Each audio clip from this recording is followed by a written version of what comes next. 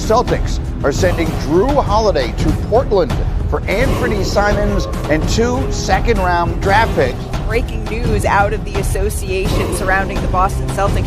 The Celtics have traded Kristaps Porzingis to the Atlanta Hawks. 50 for Jaylen Brown. This is Pritchard time. The crowd can sense it. Over 3 Bulls. It's good!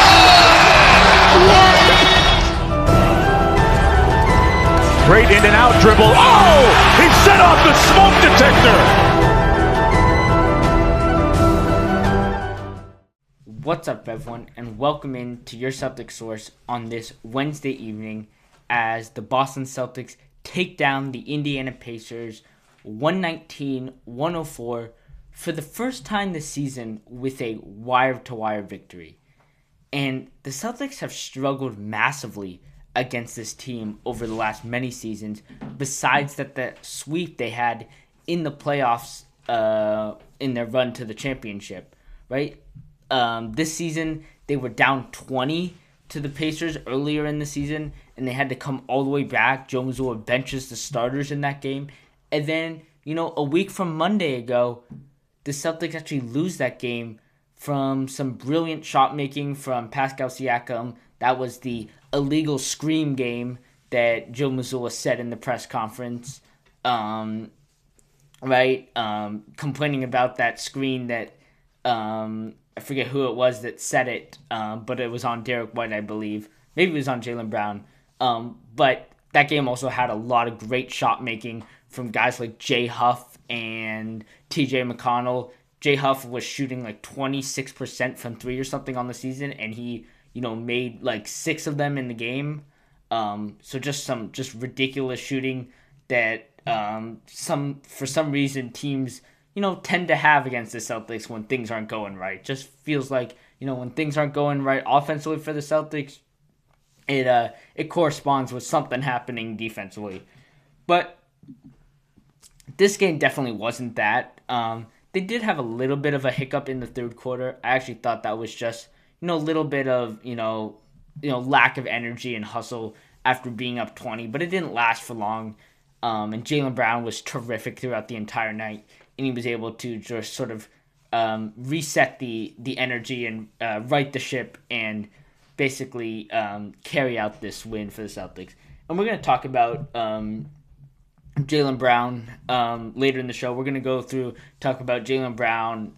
Sam Hauser had another terrific night. Jordan Walsh had a nice night to start the game. We're going to actually start the sort of with him in just a second. But just sort of more of a quick sort of overview on the game. Derrick White continues to struggle. I know, on the broadcast, they were talking a lot about how teams are forcing him to go left when he likes to go right. Obviously, he likes to go right, and teams have been really forcing him to go left, and that is sort of, messed with his shot ability. I also talked about it yesterday in our sort of bonus podcast. You can go check that out on YouTube, Spotify, or wherever you get your podcasts, where I thought it was a lot of, the ball not being in Derrick White's hand as much anymore, and he is not facilitating the play. It's a lot of Jaylen Brown, Anthony Simons, Payton, Pritchard, and that's sort of messed with his confidence as well. But in this game, I thought the Celtics, it was a close game, whatever, first, 5 minutes or so, teams just settling into the game. And I thought Jordan Walsh came off the bench early and made a great impact on the offensive boards, giving the Celtics second chance opportunities. In this game, he doesn't play a lot after that. I believe, if I'm not mistaken, he plays 17 minutes, has just 3 points. But the 3 points came on a big 3 that he hit in the first quarter off of an offensive rebound. He knocks down a big 3 and sets the tone for the game. A game where the Celtics should be dominating, and, in previous matchups, I had said they hadn't, and they're coming off that loss. And Jordan Walsh sets the tone, the hustle, the energy, the effort that they needed for that night. And, the Celtics, for the most part, were able to carry that out. It wasn't a particularly hard game by any means. The Celtics were getting pretty much all that they wanted offensively. They had more assists in the first half. I believe they had 14 assists in the first half, more than they had in the entire game against the Pistons on Monday, where they finished the game with 13. Granted, they did do a lot of those sort of screen assists in the game on Monday, which don't obviously count as assists in the box score, but they do get your player open in, a lot of the same ways, and allow, a player coming around that screen to take an open shot. So we did get a lot of those in the Monday matchup. We didn't get as much as that in this game, particularly because the Celtics were able just to sort of throw the ball around and get guys open just from ball movement. But, I talked quickly. They did briefly struggle in the third quarter. Pascal Siakam, TJ McConnell did have a couple nice plays. TJ McConnell did have a play where he, misses I think it was a layup, gets blocked maybe, and then he chases it down and does, sort of what Derrick White does, and sort of pokes the ball away from behind and gets his team another chance. And it didn't look great in the third quarter. It was a 20-point game at half. They were able to get it back down to 9, but then the Celtics pulled away. And yes, the score is not a gigantic margin. Just 15 points. But that was a couple of sort of garbage time minutes to end the game. But the real guy, the star of the show is obviously Jaylen Brown, and we haven't gotten to him yet. And so, to get into Jaylen Brown's night, right? Obviously, another game to add to his MVP resume this season. After I'm not gonna say struggled against the Pistons. Didn't have a great shooting percentage. Neither did Cade Cunningham, for the matter. In fact, he was better than Cade Cunningham, and he missed the one shot to win them the game. But for the most part, Jaylen Brown was terrific in this game. But this game, he was unbelievable. 11 for 22, 50% from the field, which is pretty good. I think that is, one of the better, best percentage efficiency games that you're going to get from any player in the NBA, especially when, a lot of these are coming, or a lot of his shots are coming, from three. He did make 1 3 in this game, going 1 of 2. But, this is a lower number of threes. Usually he takes, around 4 or 5 threes a game. It makes about 2. But, he goes 7 of 9, gets his points that way, was physical all night. But the more important stats are the 10 rebounds and the 5 assists. It was a little bit of a higher turnover game. 5 turnovers, only had 3, I believe, against the Pistons. But that being said, these 5, these 10 assists or 10 rebounds that Jaylen Brown, got, it's just massive when you already are at a deficit on the defensive end in terms of rebounding, right? We're waiting for Jayson Tatum to come back who can clean that up or has historically done that in the past, but we'll see how eager he is to jump up and, go for those rebounds coming off of the Achilles. But that being said, I thought Jaylen Brown would, despite, him having a terrific season, one area he has lacked in, well, I wouldn't say he's lacked in, but he hasn't picked up the slack of Jayson Tatum on the defensive rebounding side. And that's something I thought he was going to be able to do easier. But that's never been his game, and he hasn't adjusted to that. Which is unfortunate because the Celtics have lost a couple games earlier in the season more, but as of lately, it was definitely a factor in the Pistons game, despite them winning the rebounding percentage. That being said, they got those rebounds on offensive side. They still struggled defensively to get rebounds. People have said before, and I sort of agree with this, that, defensive rebounding is definitely a personnel thing. And without Jaylen Brown doing a full effort to get those rebounds, the Celtics continue to struggle on that side. Offensive rebounding is more of a scheme and sort of a coaching strategy right? Which is why the Celtics are able to do a good job on the offensive end, rebounding the ball, but still struggle defensively. But that being said, Jaylen Brown just had everything working in the paint. Mid-range was working, the Euro, getting to the basket, getting the Pacers defenders to jump, and then, stepping through for easy layups, making his and ones, so getting points that way. So just a terrific night all around from Jaylen Brown. And a game where, the Pacers aren't terrible defensively. They're last in the league offensively, obviously, which is why it was so confusing why these last two games against the Celtics, the Pacers have just, lit it up from three. But that being said, they're not terrible defensively. Pascal Siakam can be a good defender. TJ McConnell is very similar to Payton Pritchard, in where he's not, overall a great defender, but he can be really, sort of pesky and get into your handle. And he knocked some balls away from Jaylen Brown in this game, forced a couple turnovers that way. That's mostly where Jaylen Brown's turnovers came from. I don't think he had an offensive foul. Obviously, those count as turnovers as well. But yeah, I don't think all of them were live ball turnovers.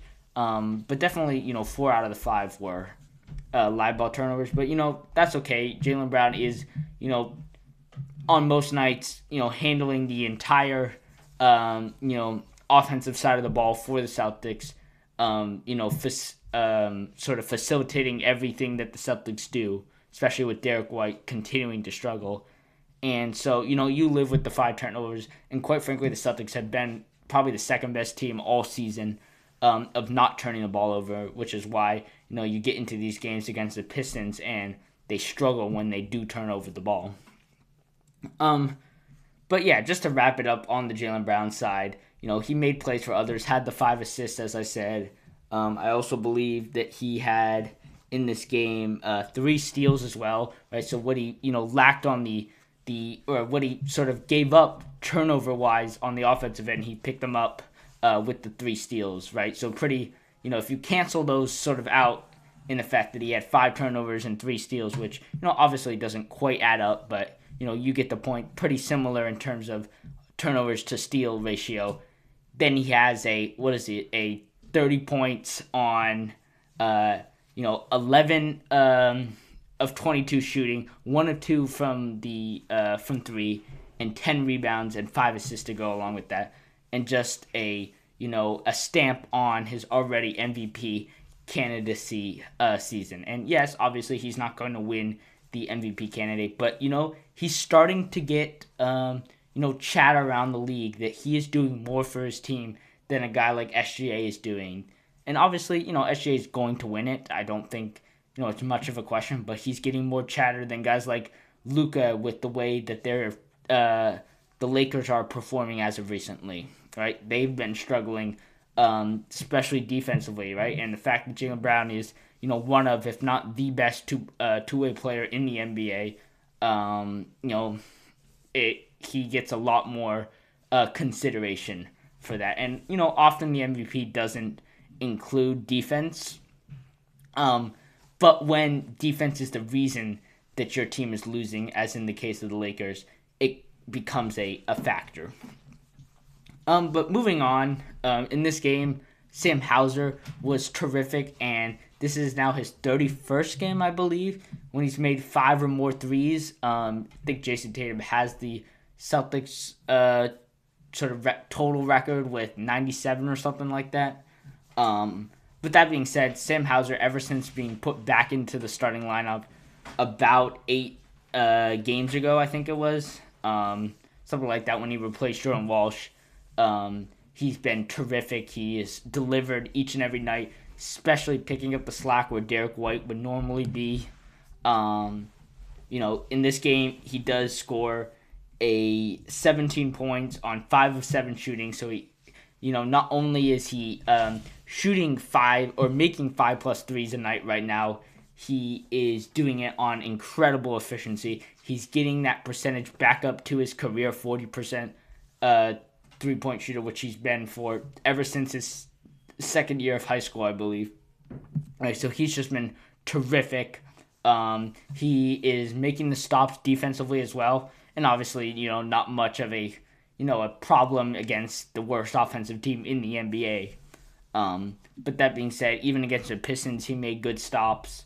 Against the Hawks and the Heat the other day. And so he continues to just be a terrific player after he went through that sort of December slump where we were questioning whether he could be a trade asset and whether he could get back up to 40% for this season, and now he's turned his season completely around.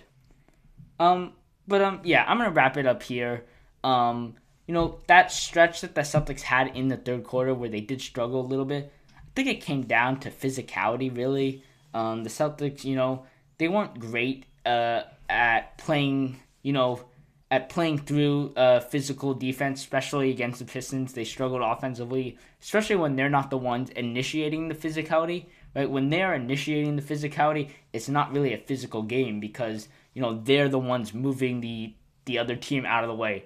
But when the other team is initiating that physicality and you're struggling to get through a defense where they're not calling much, like the Pistons game, they have struggled offensively. It's led to more turnovers, and it's going to be a problem in the playoffs with or without Jayson Tatum. You are going to struggle against teams, when the physicality ramps up because they're not going to be able to just execute teams with effort and really physicality, right? You're going to have teams that are going to match your physicality, and obviously because it's the playoffs, teams are going to be giving it their all effort-wise. So you're not going to win games like that. You're going to have to win games by, just eliminating the factor of physicality and winning by executing with schemes and shooting and defense, right? And I don't want to see the Celtics lose because of their lack of physicality. And right now, they have lost some games that way.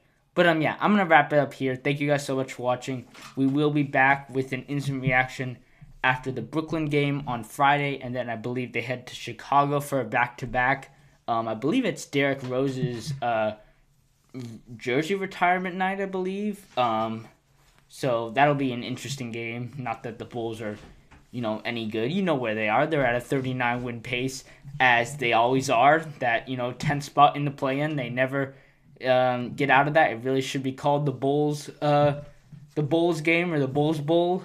A little football term there. But that being said, we'll have a podcast episode actually Saturday afternoon, probably before the Bulls game. So we'll talk about these couple games.